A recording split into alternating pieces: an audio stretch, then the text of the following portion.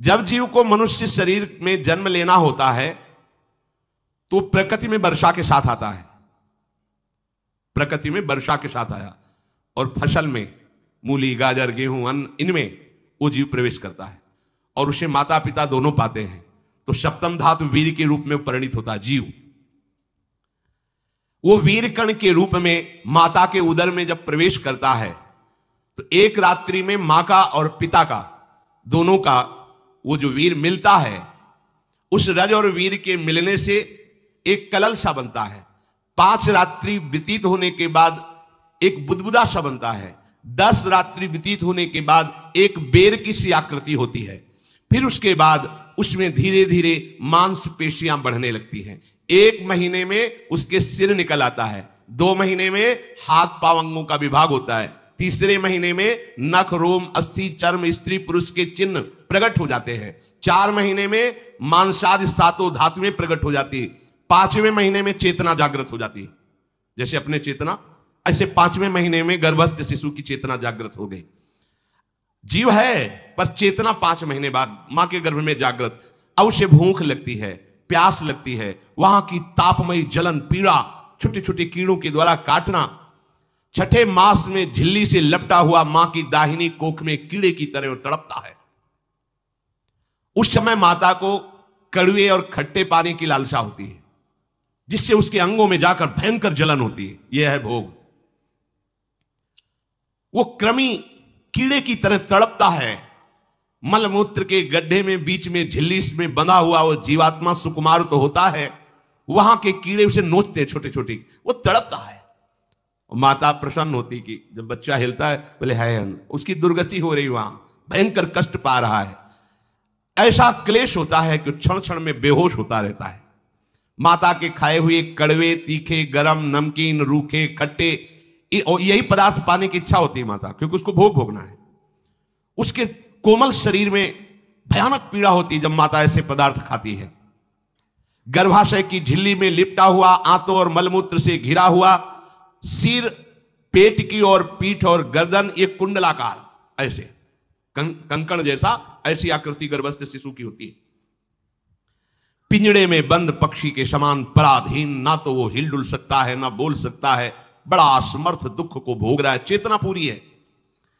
इसी समय भगवान द्रवित होकर उसे ज्ञान देते हैं, गर्भस्थ शिशु को, सबको। जे उसे ज्ञान होता है तो सैकड़ों जन्म के कुकर्म उसे याद आते हैं, सैकड़ों जन्म के। ओहो, ये मेरे कर्म का ही फल, मैंने ऐसे कर्म किए इसलिए दुख भोग रहा हूं। बेचैन हो जाता है, कैसे निपट पाऊंगा, सैकड़ों जन्म के कर्म जमा है। अब महान अशांति उसके हृदय में, उस शरीर में भयंकर पीड़ा। कुंडलाकार शरीर है, हिल भी नहीं सकता है, बस कीड़े काटते, बड़ी तड़पन, बड़ी जलन, भूख प्यास की जलन। अब एक और भयानक जलन हुई, उसे स्मरण हो जाता है कई जन्मों के, सैकड़ों जन्मों के पाप कर्मों का। 7वां महीना आरंभ हुआ कि ज्ञान का उन्मेष हो गया। अब प्रसूति वायु उसे चला रही है, तड़पता है वो। सप्त धातु में स्थूल शरीर से बंधा हुआ वो जीव भयभीत होकर के पुकारता है, अगर कोई भगवान है तो एक बार मुझे यहां से निकाल दे। वो विनय करता है भगवान से, कोई अगर भगवान है जिसने मुझे इस बंधन में डाला है, एक बार निकाल दे, यहां से जाके केवल भजन करूंगा।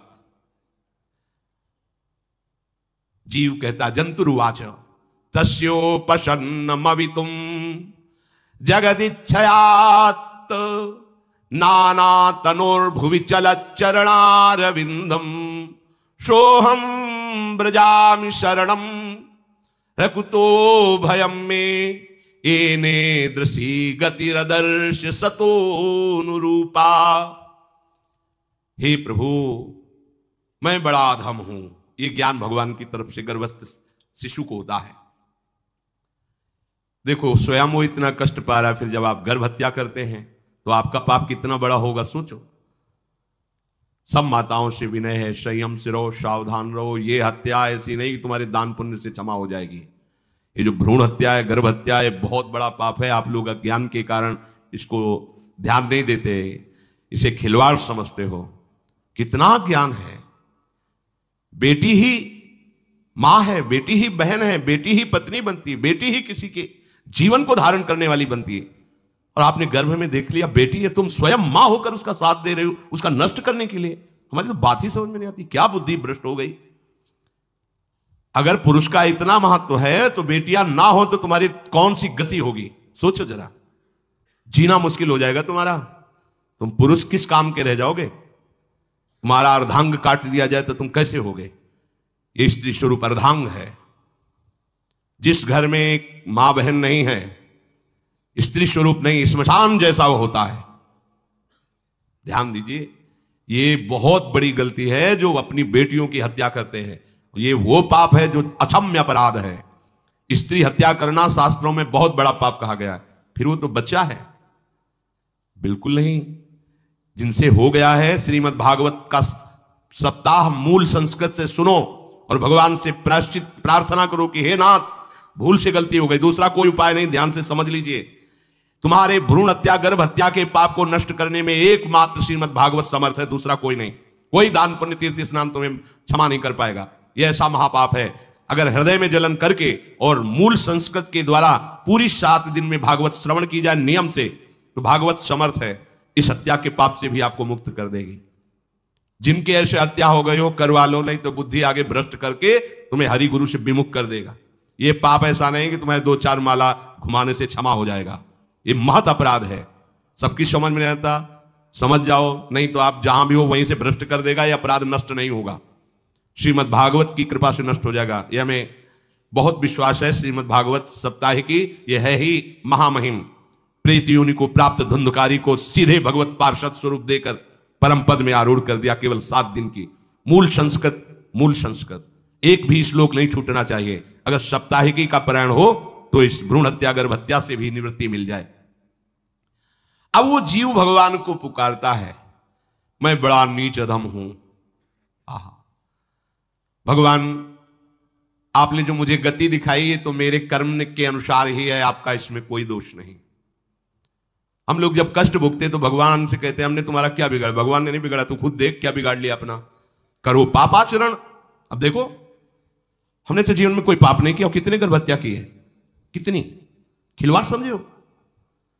ये बिल्कुल भयावह चीज है, आप लोगों को नहीं। हम बार बार इसीलिए कह रहे कि ये भयावह वस्तु है, तुम्हें बहुत ऊंचाई से घसीट के भ्रष्ट कर देगी। बहुत होश में हो, भूल के कभी ऐसा न करना जहां तक हमारी आवाज पहुंचे, जहां तक सुनाई दे। गर्भ हत्या मत करना, संयम से रहो। इस तरह का व्यवहार मत करो कि तुम्हारा मनुष्य जन्म ही व्यर्थ चला जाए। इसमें तीनों को बराबर दंड मिलेगा, गर्भ हत्या कराने वाला, गर्भ हत्या की प्रेरणा देने वाला और गर्भ हत्या में सहयोग देने वाला। जो औषधि डॉक्टर या जो भी, तीनों को दुर्गति होगी। माता पिता प्रेरक और कर्ता। ऐसा नहीं कि आप डॉक्टर हो तो आपको गर्भ हत्या करने का अधिकार नहीं। आप डॉक्टर हो दूसरे के शरीर को स्वस्थ करके निरोग करने के लिए, हत्या करने के लिए नहीं। कोई भी हमारा संविधान ऐसा आदेश नहीं करता कि आप गर्भ हत्या कर दो। ना भागवतिक और ना भारतीय संविधान ऐसा संविधान आदेश नहीं करता। अब वो जीव कह रहा है कि प्रभु मेरे योग्य ही है आपने जो मुझे दंड दिया है। मैंने सुना है कि आपकी शरण में जो आता है आप उसकी रक्षा कर लेते हैं। आपकी जो शरण में हो जाता है वो इस भूमि पर, भारत भूमि पर, विश्व पर निर्भय विचरण करता है। कोई उसे भय नहीं प्रदान कर सकता। प्रभु मैं इस माता के उदर में माया का रहस्य न जानने के कारण ऐसे कर्म किए कि मैं आ गया हूं, बहुत दुख पा रहा हूं। हे निर्विकार अखंड बोध स्वरूप परमात्मा, मैं बार बार नमस्कार करता हूं। प्रभु मेरे ऊपर कृपा कर दो, एक बार इस गर्भ से निकाल दो। मैं यहां से बाहर जाकर आपका निरंतर भजन करूंगा।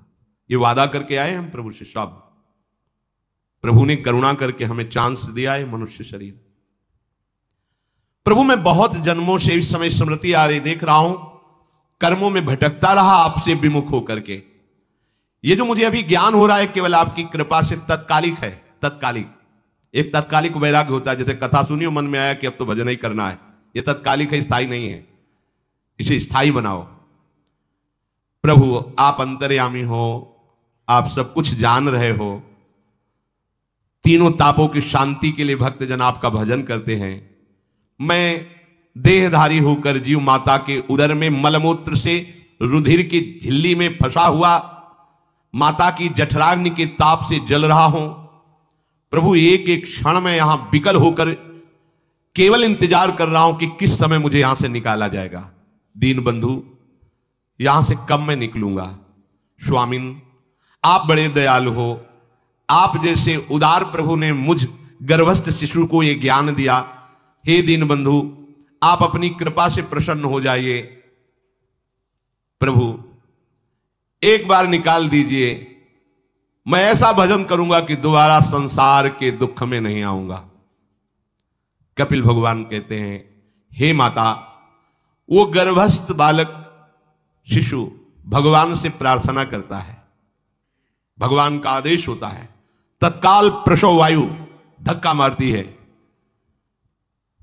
जे ही प्रसव वायु धक्का मारती तो उसको ऐसा भयंकर कष्ट होता है, जैसा पीछे लिखा है कि जैसे जिंदा किसी की चमड़ी उतारी जाए, ऐसा मां के गर्भ से निकलते समय उसे कष्ट होता है।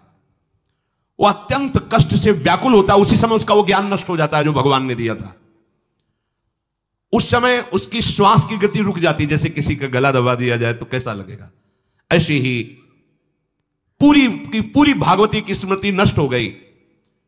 होश आया तब देखा कि वो बाहर पड़ा हुआ है, माता के उस मलमूत्र में सना हुआ बिष्ठे की कीड़े की तरह। गर्भवास में जो दिव्य ज्ञान प्रकट हुआ था भगवान की कृपा से, वो सब नष्ट हो गया। भूमि पर भा ढाबर पानी, तिम जीवे माया लपटानी। चेतन आई तो रोने लगा। वो ज्ञान कहां गया? वो ज्ञानदाता कहां गया? वो कहता कहां कहां? बोले थाली बजाओ, बच्चा हुआ है। और वो तो रो रहा है कि कहां, वो ज्ञान कहां गया जिसके बल से मैं कह रहा था कि बाहर निकाल दो, मैं आपका भजन करूंगा। सब खत्म ज्ञान। जो लोग उसका अभिप्राय नहीं समझते, वो उत्सव मनाते हैं। बालक हुआ है, वो रो रहा है, वो कहां गया ज्ञान? कहां कहां कहां? छोटा बालक यही रोक कहता कहां? अभी जो ज्ञान उत्पन्न हुआ था, जो अभी भगवान का बोध हुआ था, वो कहां गया? कहां गया? घर परिवार के लोग उसका पालन पोषण करते रहते हैं। उसमें कोई निषेध करने की शक्ति नहीं हो रही। मच्छर काट रहा है, दुख हो रहा है, हटा नहीं सकता बालक।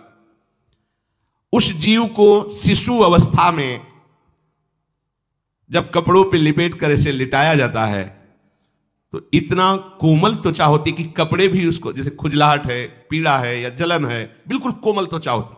कुछ नहीं कर सकता वो, पर रो सकता है। ना खुजलाने की, ना करवट बदलने की, ना उठने की कोई सामर्थ्य नहीं। बड़ा कष्ट पाता है बाल्यावस्था में, क्योंकि त्वचा बड़ी कोमल होती। डांस मच्छर आदि जीव उसको काटते हैं।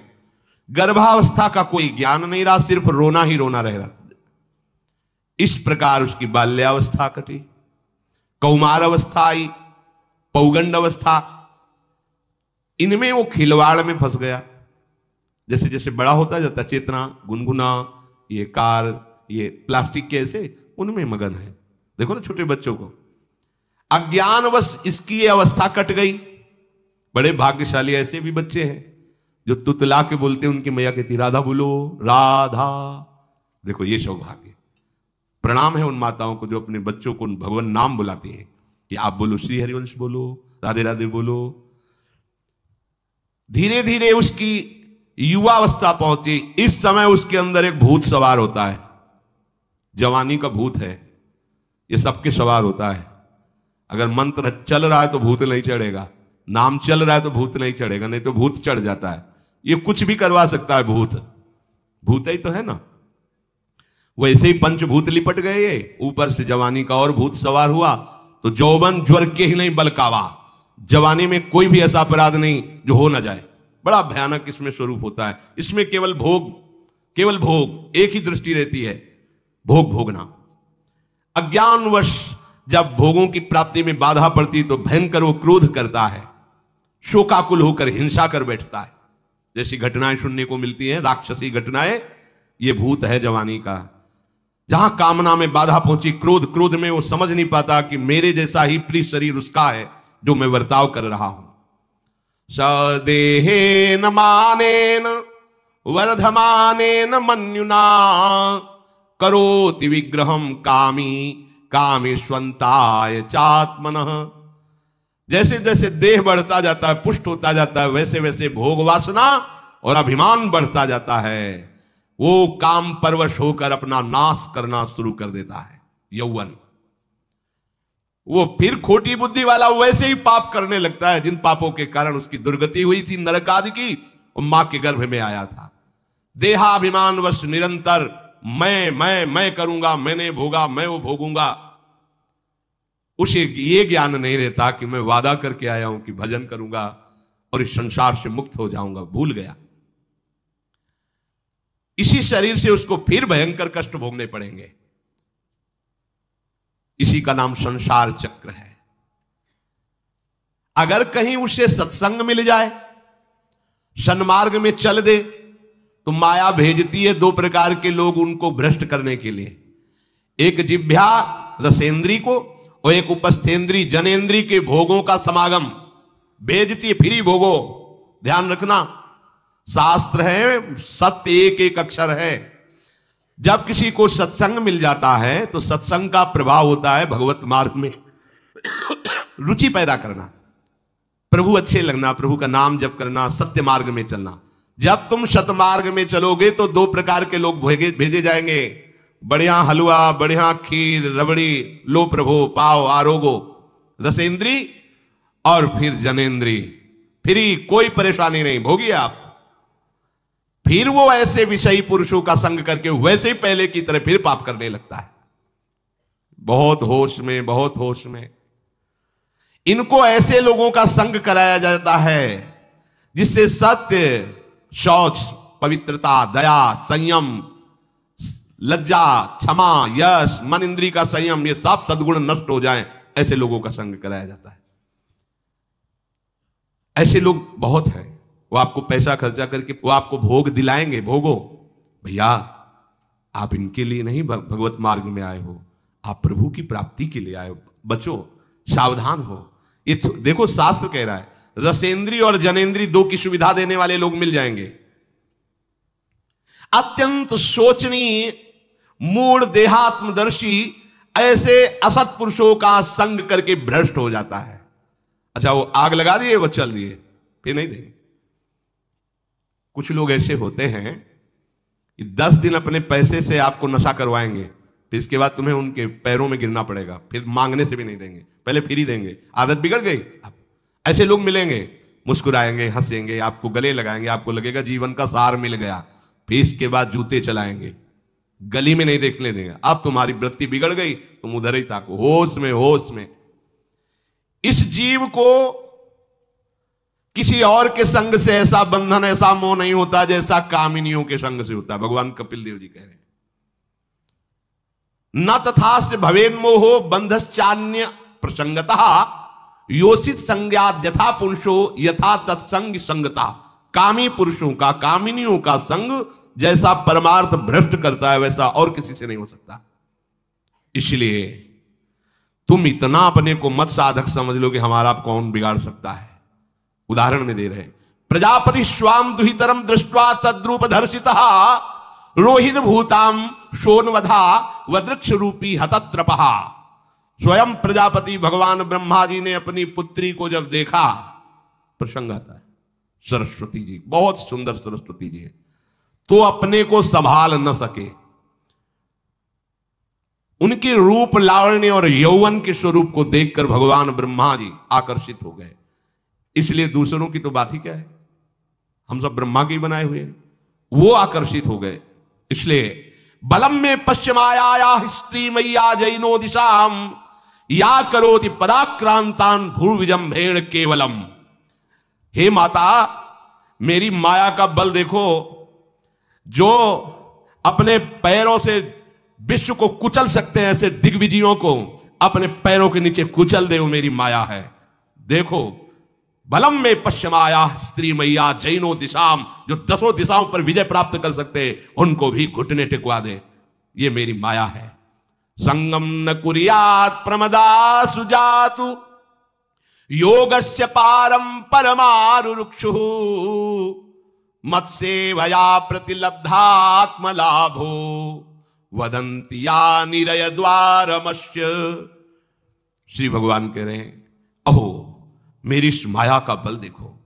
इसलिए जो मेरे को प्राप्त करना चाहता है, योगारूढ़ होना चाहता है, भजन में आगे उन्नति चाहता है, उसे चाहिए जो तुम्हें भ्रष्ट करने के लिए इशारे करे, चाहे स्त्री हो चाहे पुरुष, तजिए ताहि कोटि बैरिशम, यद्यप परम सनी, वो मित्र नहीं, वो माया के द्वारा भेजा हुआ दूत है। चाहे कोई भी हो, होश में तुम समझते हो कि बाजी जीत गए, भाग्य खुल गए, तरस रहे थे भोगों के लिए, मिल गए भोग। अरे नारकी गतियों से बचने के लिए तुम्हें अवसर मिला था, फिर नरक जा रहे हो। तुम समझते हो कि इसको भोग ले तो सुखी हो जाए, उसको जो भोग रहा है वो समझता है उसको भोग ले तो सुखी हो, उसको पूरी सृष्टि इसी भ्रम में फंसी हुई है। होश में हो जाओ। जो परम पद चाहता है, भजन करना चाहता है, ठीक से मार्ग में चलना चाहता है, उसे शब्द भगवान के याद कर लेने चाहिए। चाहे वो स्त्री हो चाहे पुरुष, जो तुम्हें गंदी बातें सिखाए, गंदी बातें दिखाए, गंदी बातें करने के लिए प्रोत्साहन दे, जाके संग कुमति मति उपजय, करत भजन में भंग तजोरे मन हरि विमुखन को संग। गृहस्थ हो तो धर्म के अनुसार अपनी पत्नी मात्र में सीमित रहो। ये उद्दंडता तुम्हारा नाश कर देगी। ये जो आज नई रीतियां चल रही हैं, ये भगवान ब्रह्मा जी ने अपने पुत्रों को बुलाया। चारों युग ये पुत्र हैं भगवान ब्रह्मा के, सतयुग, त्रेता, द्वापर, कलयुग। सतयुग से कहा भाई हमने रचा है नर्क, तुम्हारा स्वभाव सत्य में स्थित होना है, इसलिए हमारी आज्ञा का पालन करो कि नर्क खाली भी नहीं रहना चाहिए। तो उनका पिताश्री, जब हमारा स्वभाव आपने ही रचा है तो मेरे राज्य में कोई नर्क जाए भूल चूक से, किसी को नर्क नहीं जाने देंगे। त्रेता से कहा तो उन्होंने कहा कोशिश करेंगे अपने बड़े भाई का अनुगमन करने की। द्वापर से कहा तो उन्होंने कहा कोशिश करेंगे आपकी आज्ञा का पालन करने की। समझना। लेकिन जब कलयुग आया तो मुस्कुरा के बोला, पिताश्री जैसे बड़े भैया ने कहा मेरे राज्य में कोई नर्क मेरी जानकारी में नहीं जा पाएगा, ऐसे ही मेरे राज्य में कोई स्वर्ग या परम पद मेरी जानकारी में नहीं जा पाएगा। मैं सीधे हाउसफुल करूंगा नरक। देख लो ना, शराब पीना, व्यभिचार करना, जुआ खेलना, चोरी करना, हिंसा करना, इसके प्रधान स्थान है। ब्रह्मा जी से कहा आप चिंता मत करो, जैसे बड़े भैया कहते हैं कि हमारे राज्य में कोई नरक नहीं जाएगा, ऐसे हम आपको वचन देते हैं। अगर हमारी दृष्टि पड़ी तो न स्वर्ग जाने देंगे न परम पद में जाने देंगे। तभी महाप्रभु कहते पाए जान जगत में सब जन कपटी कुटिल कलयुगी टंचू। कलयुग ने सबको देख रखा है, सबको अधीन कर रखा है। अगर बच सकते हो तो एक हरिनाम है, राधा नाम है, जो कलयुग का प्रभाव नहीं पड़ने देगा। इसलिए होश में, चाहे वो पुरुष हो या स्त्री हो, रिश्तेदार हो, नातेदार हो, कोई हो, जिसके संग से भोग वासना बढ़े, भगवत विमुक्ता हो, दूरी बना लो, तत्काल दूरी बना लो। वो मित्र नहीं, वो भारी दुश्मन है, जो तुम्हें फिर वही दुर्गति में ले जाएगा जो गर्भ में वादा किया वो नहीं कर पाओगे। भगवान कह रहे मैं इसलिए मना कर रहा हूं कि ये खुला हुआ नर्क का द्वार है। वदंतिया निरय द्वारम अश्य, निरय माने नर्क का द्वार, अश्य माने ये भोग विलासिता खुला हुआ नर्क का द्वार है। इसका भाव यह है कि इसमें सुख तो है नहीं, सुख भासता है। भासना और है में अंतर है। जैसे रेत में हम देखते हैं सूर्य की किरणें पड़ने पर निर्मल जल भासता है, और प्यास के कारण हम दौड़े तो वहां बालू ही मिलेगी, फिर आगे भासता है, फिर भागे तो फिर भागने से प्यास बढ़ती जाती है, पानी मिलता नहीं। ऐसे ही परस्पर आकर्षण में सुख भासता है, होता नहीं। जब हम उसको स्वीकार कर लेते हैं तो एक मन में उदासी आती कि यहां वो तो मिला नहीं जो चाह रहे थे, तो वो दूसरा दिखाता है, वो आगे वो उधर गया, तो फिर वो पूरा जीवन नष्ट हो जाता है। और मिला नहीं क्योंकि है नहीं, भासता है, सुख भासता है नहीं।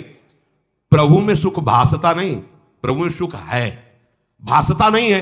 इसलिए जो भासता में लगे वो प्रभु में नहीं लग पाते, क्योंकि वहां भासता नहीं है, वहां भास रहा है, और है नहीं। यहां है, भास नहीं रहा है तो है का परिचय नहीं है, इसलिए वो यहां लग। और जो लग गया तो नाच नाच के मीरा जी कहती पायो जी पायो मैंने राम रतन धन पायो।